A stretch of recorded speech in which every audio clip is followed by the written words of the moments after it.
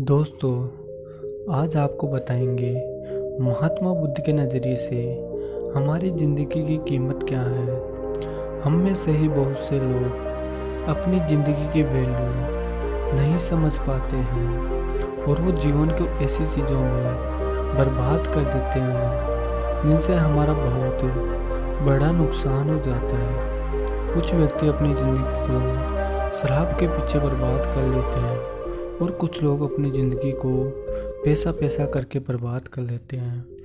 आज इस कहानी के माध्यम से ज़िंदगी की कीमत जान पाएंगे। एक समय की बात है, गौतम बुद्ध अपने शिष्यों को ज़िंदगी की अच्छी और बुरी बातों का ज्ञान दे रहे थे। सभी शिष्य उनकी बातों को बहुत ध्यान से सुन रहे थे। उन्हीं शिष्यों में से एक शिष्य ऐसा था जिसे बहुत बोलने की आदत थी।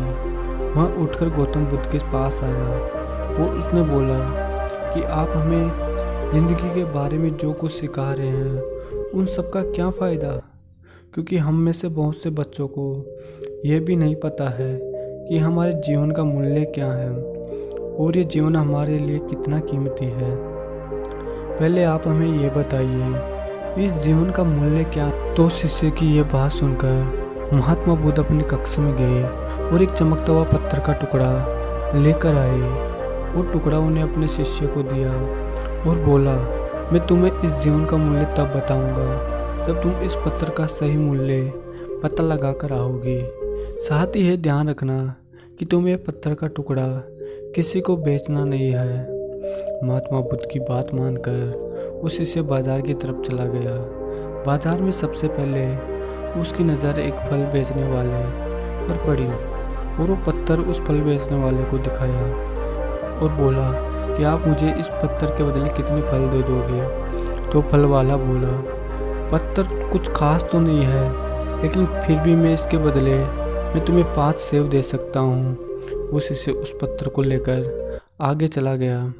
फिर उसकी नज़र एक सब्जी वाले पर पड़ी और शिष्य ने सब्जी वाले से पूछा कि आप इसे पत्थर के बदले मुझे कितनी सब्जी दे सकते हैं। तो सब्जी वाला उस पत्थर को देखा और थोड़ी देर देखने के बाद वो बोला कि वैसे तो पत्थर तो कुछ खास नहीं है, लेकिन फिर भी आप कह रहे हैं तो मैं इसके बदले में एक बोरी सब्जी की दे सकता हूँ। इसके बाद वो शिष्य उस पत्थर को लेकर एक सोने के व्यापारी के पास गया। उस पत्थर के टुकड़े की कीमत देखते ही उस सुनार ने उसकी कीमत 50 सोने के सिक्के लगाए। वह टुकड़ा बेचने से मना कर दिया।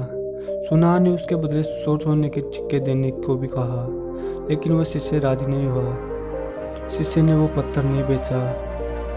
बाद में वो शिष्य एक हीरो के व्यापारी के पास गया और उसके सामने वो पत्थर दिखाया। पत्थर को देखते ही हीरे के व्यापारी ने कहा कि आप ये पत्थर इतने दिनों से कहाँ रख रखे थे। ये पत्थर कोई ऐसा वैसा पत्थर नहीं है।